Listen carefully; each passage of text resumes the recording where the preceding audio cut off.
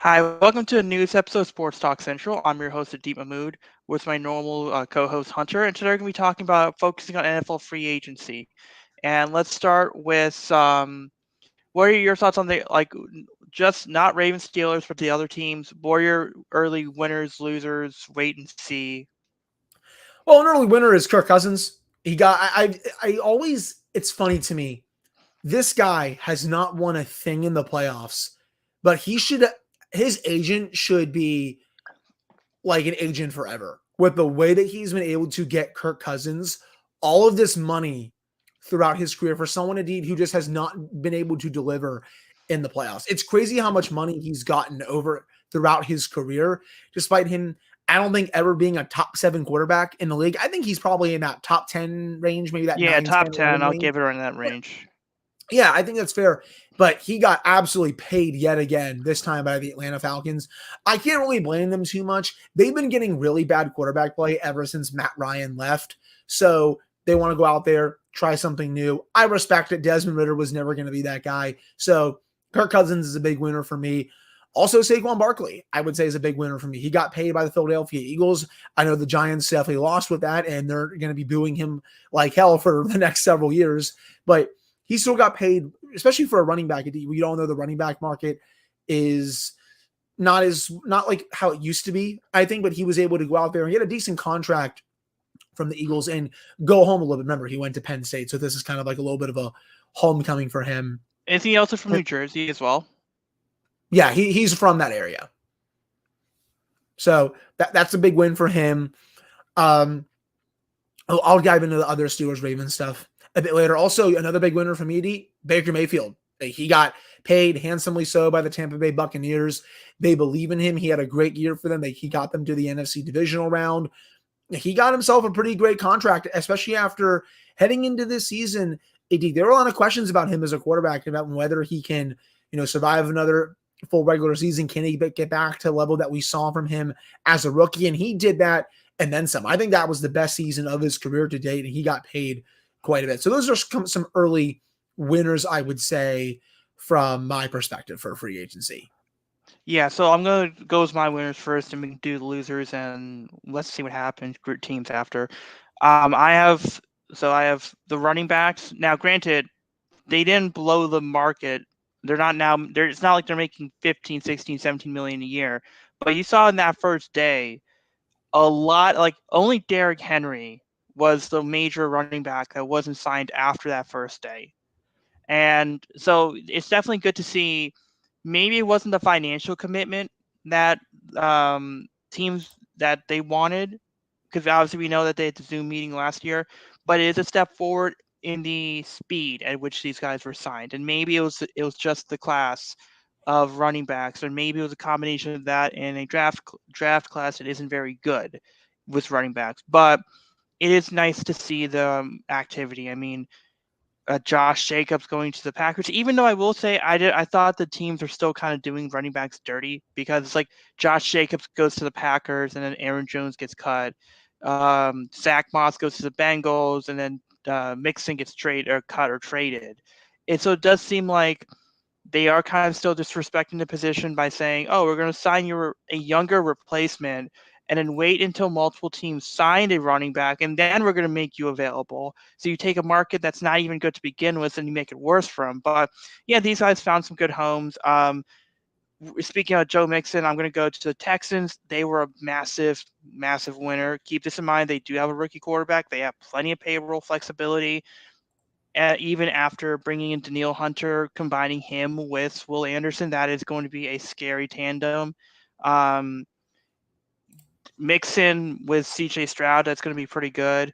And they still have room to add another receiver. I don't know if it's going to be T Higgins. I don't think it'll be. I don't know if it'll be Mike Williams, but they still have the space and the capacity to go and make that big move to add another receiver, and they still have Noah Brown. They still have Tank Dell. So Texans are a team to watch out for. They that the I'll say this. I think Aaron Rodgers or Tyrod Taylor, whoever the quarterback is, because we have no idea. I mean, well, yeah, well now we know with Aaron Rodgers. it's going to be playing quarterback. But the Jets did rebuild their offensive line. They're still continuing to be the Ravens of the North. They brought in John Simpson on a 2-year deal that can get up to $18 million, and then trade for Morgan Moses, which was a reunion for him. And then they went out and signed Tyron Smith, who was the Cowboys left tackle. So they rebuilt the O-line, which is good. Wide receiver is still available for them. Mike Williams is someone in target for him, but they are still trying to get rid of. They might be trying to get rid of Alan Lazard. But so I could have put them in the let's see what happens group, but still, I think that is a just from the offensive line improvements, they are a winner in terms of that. Now let's see what they do in the draft, because this is a pretty good receiver class. So the Jets are on paper, and we have to stress this because it's the Jets. On paper, they are improving, but because it's the Jets, you kind of have to see it before you believe any of it. Texans, Titans to me are a big winner. Obviously, I think Tony Pollard is not a needle mover. Calvin Ridley is definitely a needle mover for him. You still got Hopkins there. Again, really good receiver class, even though I think they might go O-line in the draft. But Will Levis is getting a nice setup there. Brian Callahan as the new head coach. We saw what he was able to do in Cincinnati with the offense. So I would go with winner there. Eagles, obviously, with Barkley, they are a winner. Also, apparently, they signed Devontae Parker. And Devontae Parker is your wide receiver 3, and you have A.J. Brown, the other Alabama receiver they have, and then Devontae Parker. That's actually a pretty good trio right there.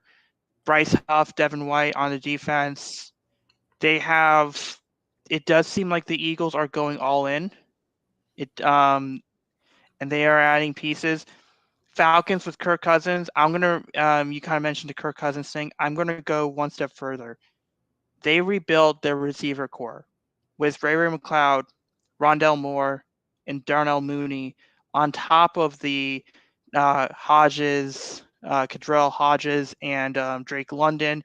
They have one of the better receiver cores right now. I'm kind of impressed with the fact that they were able to get Rondell Moore for Desmond Ridder. I thought that was impressive that they were able to get that deal done. But are they the favorite in the NFC South next year? I would assume so. I mean, Tampa. I think Tampa still might be the slight favorite, but if you had to pick a second team, it would have to be the Falcons. And also you think about Zach Robinson came from the Rams. He's a PFF guy. He's an analytical guy. It seems like they're kind of solidifying that offensive side. So, and I believe they do have a top 10 pick or close to it in this year's draft. So let's see what they do there. But they've had a pretty good off season so far. Kansas City Chiefs, I think, are a winner with Marquise Brown. They re-signed Chris Jones. That was good for them. And we don't know if L'Jarius Sneed is going to be a Chief next year. But even if he's traded, it's probably going to be for a good return. So they can so they're going to be good either way. Either he's there as the cornerback 1, or they get back a good trade return for him. But who were some of your losers in this week, if you had any? Losers. See, that's that's a bit tough, honestly. Honestly, one that obviously comes to mind from you right away, the Cowboys. I think they were massive losers in free agency. They really didn't do much of anything. Eric Kendricks was the one guy. I mean, that's it. Like, they lost Tony Pollard. They have no running backs right now. That's going to have to be a big need at some point. They have Vaughn. Deuce Vaughn. He's fine, but I think they need another guy to help him out. I mean, he's just a guy for me at this point. And I think they need more on the offensive side of the ball if they want to go for an offensive line. Yeah, I mean that too. I just think they've been a big loser this week. Not Dak Prescott. Jerry Jones said, "Oh, we're all in. We're all in." Are you though? Are you all in? Because I don't think this is what all in looks like, to be honest. So I see them as losers. I've been going back and forth on it a little bit. I kind of saw the Giants as losers a little bit just for the Barkley situation and just other things as well. But then they also got better via trade to, Burns, yeah. yeah, and via free agency. So they're kind of in the middle for me. I think they lost some, but they also gained some good players in return. So they're kind of in that middles where they lost a little bit and then they gained a little bit. I'm not really sure how much better they're going to be for next season, but I would include them in the losers, but I'll also include them in the winners. So kind of a half there for me. Otherwise, I mean, outside of like obvious losers, I really can't think of too many other teams that are, big losers right now. I mean, the Bengals, I think at some point could, just because I think T. Higgins is going to get dealt, and that's going to be a big blow to their offense. Yeah, so I had Dallas as well as a loser. Giants as I had a loser as well, not just because Saquon Barkley's out, but they didn't really improve too much on the receiver front. But also, what has been the Giants' biggest issue the last few years? The quarterback situation. Mm-hmm. And Drew Lock might be better than like below average. Like he's not like the lowest of tier quarterbacks, but if you're going into next season with Daniel Jones and Drew Lock, that's not too different. That's not a significant improvement from Daniel Jones and Tommy DeVito or whoever else is their backup. So that quarterback situation isn't any better. It isn't that much better. And you lost Barkley, and like let's see what they do. But the Giants, Brian Dable's coaching for his within the next couple of years, he's coaching for his job. I think this is going to be really tricky there. Bengals, I also had as a loser. I mean, Joe Mixon and Zach Moss is not a significant upgrade. T. Higgins wants out. We know that. So he's probably going to get traded at some point because obviously you got to pay Jamar Chase. I know you had that weird rumor of like someone at Kroger overheard like Burrow's girlfriend talk about Justin Jefferson. Like that was false completely. Yeah. They're not trading so, Justin Jefferson. I don't yeah. know why that's even being discussed. I think it was being discussed because of the whole LSU connection. I think that was the Wow. biggest thing, but that's not going to happen. I'll get to that later, but Oh, I do think Tyler the Vikings were also losers as well. I was going to get to that, but Tyler Boyd as well is also free agent, and I know there are reports linking him to the Steelers. It's gonna be interesting where else he goes, but you lose Tyler Boyd, you lose T. Higgins, you downgrade from Mixon to Zach Moss. I know they went out, got a few more tight ends, but it's gonna be really, and you lose you lose Callahan as your OC. It's gonna be really Bengals offense is gonna look really interesting next year. Vikings, they have to be a loser. They have to. I mean, you say what you want about Kirk Cousins, but I would rather have Kirk Cousins than Sam Darnold. I know they traded. I know they have like the 23rd pick. I know they have multiple first-round picks. I would have to assume they're going to look at those picks, try to move up and get a quarterback. But JJ McCarthy, potentially. Yeah, maybe. Mm-hmm. I think JJ McCarthy is going to get drafted higher than people think. I just have a feeling his draft stock just is going to increase. Now, whether you think it should, whether you think it should, that's not the point. But the point is, it seems like teams have him higher than what fans do.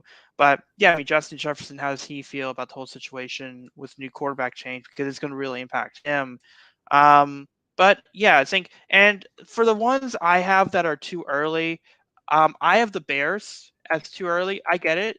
They went out, got DeAndre Swift, him and Khalil Herbert. That's a pretty good running back combo. You still got Cole Kmet. You had DJ Moore. Now you have Keenan Allen. I like their receiving core, and we're going to talk more about this when it comes to Ravens and Steelers. By trading Justin Fields, and I get they had to do it, you are betting on Caleb Williams for the next 2-3 years. You are betting on Caleb Williams because also, how much longer are you going to have DJ Moore? How much longer are you going to have this core? And then you don't know what that next core is going to look like. So if Caleb Williams hits the ground running, I think he will be in a good situation with Chicago in terms of on paper, the pieces around him. He's in good shape, But if he's a slow developer, I wonder if it's going to be one of those two ships passing each other to midnight where this core is kind of in a win now mode in a way. But then if he's a late bloomer and you don't see the best of Caleb Williams, is that going to be like in that last year of when you have Keenan Allen and DJ Moore? That's just my worry. And so they are kind of pushing themselves into that corner of they need to get Caleb Williams needs to be good right away. He needs to be good right away because this could be like the timelines might mix up on that one. They have a lot of pieces around him as well. Like they got the running backs, Yep. They got the receivers, they got the tight end. The offensive line is a bit better.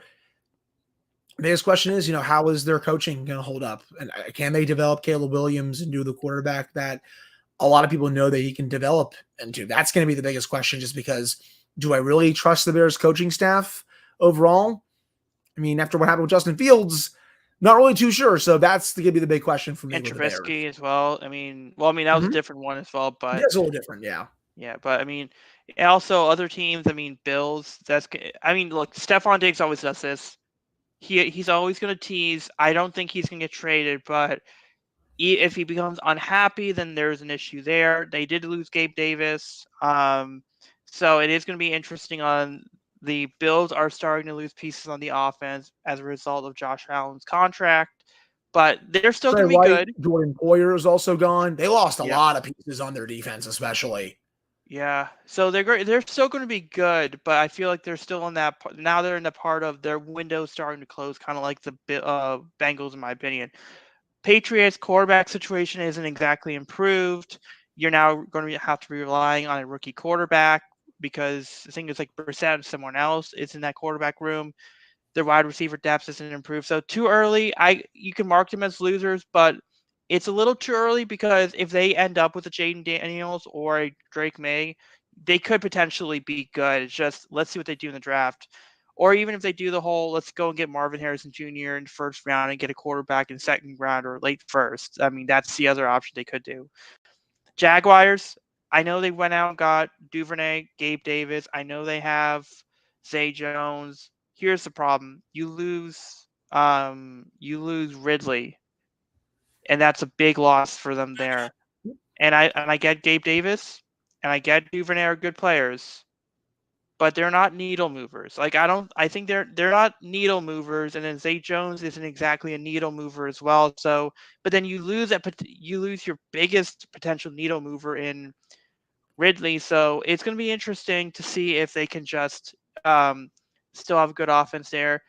Wide receiver, it seems like this was a weaker class wide receivers. Maybe teams are kind of going focused more on the draft, which, by the way, this could be a potentially generational receiver draft. So that's why it's a little too early there. But do you think, is there any other teams that it's kind of, or teams or situations? Oh, by the way, another thing for the losers, the 2021 quarterback draft class now. Trevor Lawrence is still there. Justin Fields is traded. Mac Jones is traded. Brock, I mean, there's, how bad do you feel it looks? We can say that for the 2022 class now as well, with Kenny Pickett being dealt. That quarterback class, Malik Willis, all those other quarterbacks that got taken, for the most part, they're bad. Like, I think both those quarterback draft classes are losers, in my opinion, for this free agency. Yeah, so let's talk about Ravens and Steelers. So I think let's just do Ravens first because this is quicker. First of all, it does seem like the Steelers, the Bengals, and the Browns are just taking guys like the secondary players from the Ravens. Like, obviously, Patrick Queen, Deshaun Elliott are now Steelers. Geno Stone is a Bengal. Tyler Huntley, today, he's a Brown. Which is also weird because the Browns didn't keep Flacco, but they kept Jameis Winston. But then they're signing Tyler Huntley, and last time I checked, they still have Dorian Thompson-Robinson. So did the Jameis Winston deal not go to? Did that fall apart? Because he's still on the team. That was like you signed two quarterbacks, and then, but yeah, like Ravens went out, got Derrick Henry. That is a massive gain for them in the run game. Yes, they do have the best rushing offense in the league, but it's mainly been Lamar. So now you got to deal with Derrick Henry. And then I think I texted you this as well. It was like, well, now the bigger winner is Pat Ricard.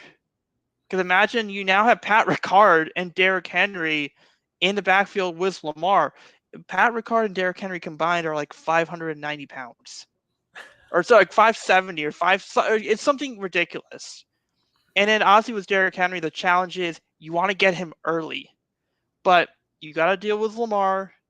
And then if you have Pat Ricard coming right at you, you got to get through Pat Ricard. You got to get through the O-line. Then you got to get through Ricard. And if you still have energy, then you got to get through Derrick Henry. And if Derrick Henry gets that two or three steps and he's in motion, then that's going to be really tricky. And you got to deal with that for 4 quarters. I think that's a good move. I am concerned with the O-line. Moses was traded. Simpson's gone. Zeitler's still a free agent. They got to fix that O-line. I have a feeling they're going to go first-round tackle. I have a feeling someone like Jordan Morgan out of Arizona. There's a guy out of BYU. One of those types of guys. I feel like they're kind of leaning towards that in the first round. You got to remember they did draft Andrew Voorhees out of USC a year ago. He was hurt all of this season. He's more than likely, he would have been a second-round talent. I'm anticipating that he's probably going to be your left or right guard. Ben Cleveland is still there. He's probably your right guard. I don't like the idea of him being your left guard.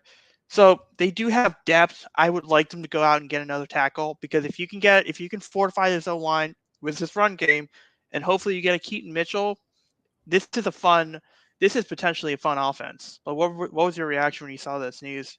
Yeah, I mean, I was obviously not happy about it. I mean, I don't want to have to face Derrick Henry twice a year, even though the Steelers have played against him a few times throughout his career, but usually it's every other year, not twice a year. So, and then you saw the Steelers make moves to try and kind of combat that, right? Getting Patrick Queen, Deshaun Elliott, just improving the defense a little bit so they know who they're going up against twice a year. But, I'm obviously, it might be a hot take. I might be a little more concerned about what Derrick Henry can do to their defense compared to Lamar, just because I know how the Steelers have played against Lamar over the years, but it's still going to be hard overall. I'm not happy that Derrick Henry signed with the Ravens, and it's a good deal. 2 years, $16 million, $8 million per year. He gets to try to chase the Super Bowl for the next 2 years. If he kind of loses a step, he can walk after those couple years are up. But so it's a win-win for both sides, I think, in my opinion. But yeah, I don't think I've seen the Steelers be this active in my life, Adit. I've been watching this team for 20 years. I've never seen them be this aggressive in free agency, this aggressive in the trade market. These aren't your dad's Pittsburgh Steelers anymore. This is a new era of Steelers football, and they are aggressive, to say the least. They have a GM who is kind of like Eric DeCosta in a way, where when he sees something he wants, he's going to go get it. And he did that with Russell Wilson. He just did it with Justin Fields. He did it with Patrick Queen, Deshaun Elliott. I feel like this is like an unrecognizable team heading into next season. They got Van Jefferson as well. Deontay Johnson is traded. I don't really like the return on that. I still don't. They need, I think, 2 more wide receivers, whether that's Tyler Boyd in a draft pick or 2 draft picks. They still need 2 more wide receivers. I do think another veteran is going to come in, and they're going to draft a receiver high. I think it's going to be at least a 2nd-round pick for the Steelers, but they also need a center, which I think that's going to be their first pick. If they can get that kid from West Virginia or the kid from Oregon, I'll be pretty happy about that. They still need another cornerback, in my opinion. I like Dante Jackson, but I don't think he's a long-term answer. I think they need someone that can help him and JPJ out a little bit. They got Elliott to be next to Minkah Fitzpatrick, that's going to let him roam the field a little bit more. The biggest thing in last year was because all the strong safeties, they kept getting hurt, and that led Minkah to just sitting in the backfield so often. So now he can come up a little bit more, just kind of play all over the field like Troy Polamalu did in a way when he was here. And that's when Minkah's doing that, he's at his best because he's able to read stuff before it even happens. So that I felt like was a really good move. But obviously the biggest stuff, quarterback room. All 3 quarterbacks from last year gone. Russell Wilson's in. Justin Fields is also in. For a team that said we like what we see in Kenny, we want to bring Mason back, blah, blah, blah, blah, blah. That's lip service. That's all it was. And you bring Wilson in. He's on the vet minimum. I don't. If people that think this is a bad deal, I don't think know much about football. If he stinks, you can just put him on the bench, let him walk after the year, and then see what you have in Justin Fields. This is what you have to do when you don't have a clear franchise guy. I'm sorry, Ben Roethlisberger's not walking through those doors anymore. I mean, he's been retired for the last 2 years. This is what you have to do if you're not going to tank for a quarterback. So you swing for upside, especially on Fields' case, and see what you can get out of these two quarterbacks. Russ is going to start, but if he stinks, you have Justin Fields there, who you got for basically nothing, indeed. It becomes a 4th-round pick in next year's draft if he plays half the snaps. And honestly, I don't even know if he's going to play half the snaps this year because I think Russell Wilson's going to have a decently long leash for the Steelers. So I'm just glad that they're taking swings to try and improve this team for next season. Are they a Super Bowl contender? No. Are they going to be the Kansas City Chiefs in the AFC Championship game? Probably not. But can this team make the playoffs and win 11 games? Sure. Can they win a playoff game? I definitely think they are in a position to win a playoff game, and that's why you're seeing them make these moves. They haven't won a playoff game since 2016. It's been 8 years. I know for some other fan bases, people are going to come in here and laugh at me because, oh, well, you don't know what a real drought looks like. Sure, I understand that. But this is the Pittsburgh Steelers. They don't go 8 seasons without winning playoff games. It's not who they are. So they're being aggressive, and they're trying to go out there and make moves at quarterback to try and get this team over the hump a little bit, win a playoff game, and continue to build around these quarterbacks. These quarterbacks make a combined $4.5 million for this season, Eddie. That is a win in itself. And I keep seeing these takes of, oh, this shouldn't be what you're doing. The Steelers should just be tanking. They're just going to go 9-8 again. If you tank, you're not even guaranteed to get a good quarterback in a draft class. 95% of this is just luck. I'm sorry. Look at the 2021 draft class. Look at the 2022 draft class. Most of those quarterbacks have flat out stunk. You don't need to tank every time to get a franchise quarterback. The San Francisco 49ers almost won 2 Super Bowls in a row with Mr. Irrelevant. Like Brock Purdy, people, for God's sake. So that take, I can't listen to it anymore. Sure, can you tank and get a good guy like CJ Stroud? Yes, you can. Like a Joe Burrow? Yes, you can. But I'll also raise this to you. The Ravens didn't tank to get Lamar Jackson. He fell to them at the end of the first round. No one wanted him. And now he's one of the 5 best quarterbacks in the league. So I just don't subscribe to that notion overall. These moves are good. They're upgrades over the room last year. If Wilson stinks to start the year, you have another starting option in Justin Fields who, has he been not that good to start his career? Sure, but he still has upside because he's 25. But if Russ does play well, you can maybe sign them to a cheaper deal, a little more of maybe like a 2-year deal after the season while continuing to build around Fields as well. They're having a good offseason outside of the Deontay Johnson trade, and this team is in a position to make the playoffs again and I think win a playoff game this upcoming season. Yeah, so let me just go back to the point you mentioned about tanking. This doesn't result in any good quarterbacks.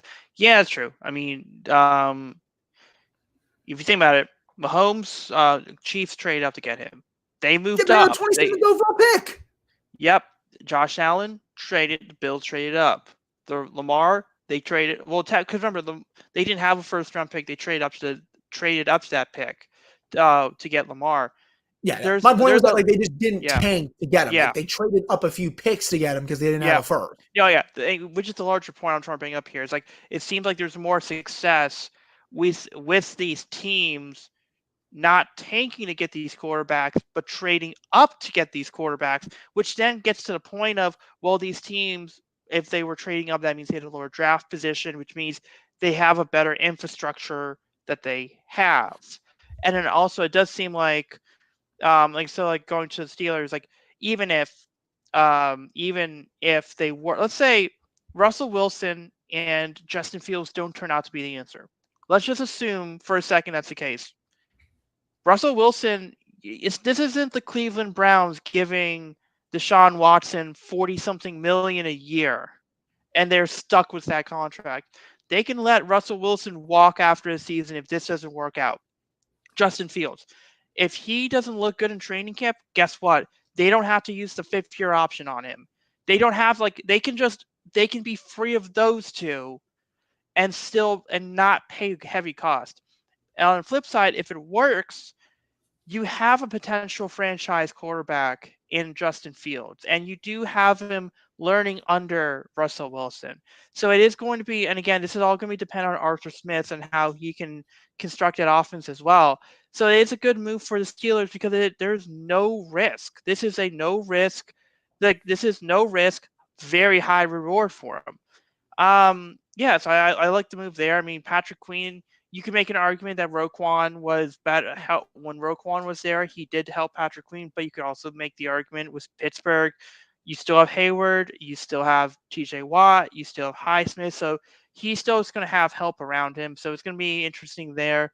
They've been looking to replace Ryan Shazier for 6 to 7 years at this point. Yeah.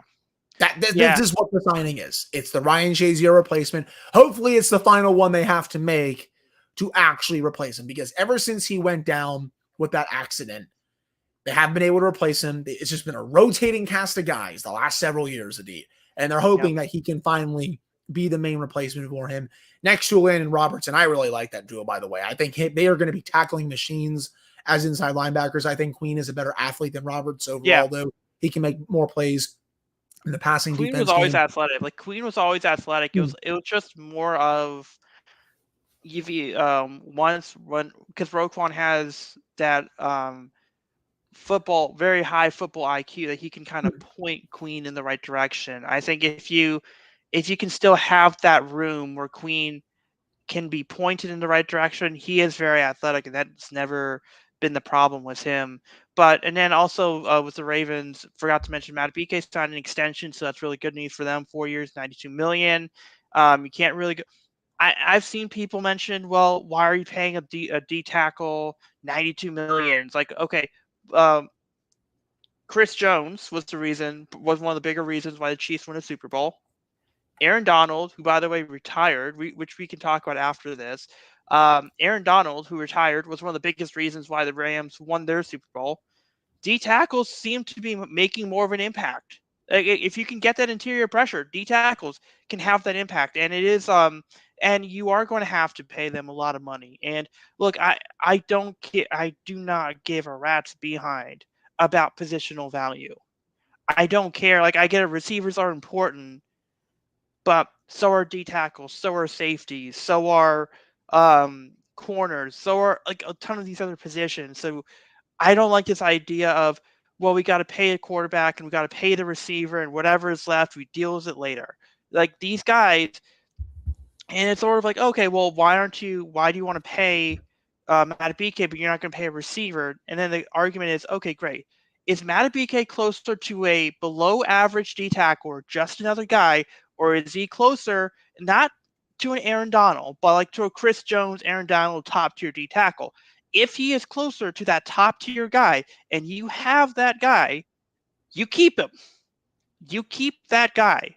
And I think with Cam Hayward, like, if Cam Hayward wanted a big contract, Cam Hayward is way closer to a top tier tackle, interior D lineman than he is in the other direction. You keep that guy, and I think it's just it is just interesting seeing that discourse of how much money you want to pay D tackle. But I also do want to say a few more things. I do want to say that Ronnie Stanley essentially did restructure, but apparently not only did he restructure, he actually, it's a 1 year deal he's playing under. It's like 1 year, $7.5 million. There's incentives based on playing time, and then next year they can get out of that contract with like a $8 million, or like it's like a $4 million or $5 million dead cap hit. So that is notable. They did clear up $20 million in space. No, the Ravens aren't going to go make a trade for a receiver. No, they're not going to go sign someone that you still got to pay your draft picks. You still got to have a rainy day fund. It's going to be interesting there. I think they are going to go O-line. But when you saw the Madubuike extension, when you saw the Chris Jones extension, and when you saw, let's just put Aaron Donald retirement as well, what were your thoughts with that activity? Yeah, I mean, Madubuike is awesome. I mean, I think the Ravens did a really good job paying him. Chris Jones, same thing overall. Wilkins but Aaron Donald, I mean, Wilkins, one of the best defensive players I've seen in my lifetime. I think probably you can make an argument that he is the best defensive player that I've seen. in my lifetime. And Canton will be calling right away, right when he's eligible. That's a first ballot Hall of Famer. I don't care what you say. Super Bowl, 3-time Defensive Player of the Year, All Pro almost every year of his career, made the Pro Bowl every year of his career. Just an incredible talent right from our backyard here in Pittsburgh. Just an incredible player. 10 great years in the NFL. He probably could have kept playing if he wanted to. I mean, he still was great this past year for the Rams, but he's going to retire a champion, and he'll retire as someone who's going to be in Canton right when he's eligible in a few years. So congratulations to Aaron Donald on a hell of a career, and there won't be another one like him. That's for sure. Yeah, so I think we're going to end the show on that note. Next week we can talk about baseball because MLB season is going to start in 11 days. Just a quick note. Obviously we did see Dylan Cease was traded to the Padres. It was Chris Getz, the White Sox GM. If we're talking about Eric DaCosta and Omar Khan being really good GMs, Chris Getz was terrible. And because he probably had better offers from the Braves, from the Orioles, or another team 2 months ago for Dylan Cease than the deal he ended up getting a week ago, which I don't like. And then that was like one top 100 guy. I loved AJ Preller trolling the Yankees by trading one of the prospects that he got from the Juan Soto deal to the White Sox. I love the troll there, but it definitely was a bad move by Chris Getz. If that was the best deal you're going to get, honestly, I would have rather them traded him at the trade deadline, because this was like that weird period of, if you got less, then why didn't you take that offer earlier? It's like, yeah, but that was definitely a strange move. But we can talk more about MLB next week. I did want to say just one last thing, Adit. Just regarding Kenny Pickett. I didn't really get to discuss him that much. He asked out. He asked out for a trade. He didn't want to compete.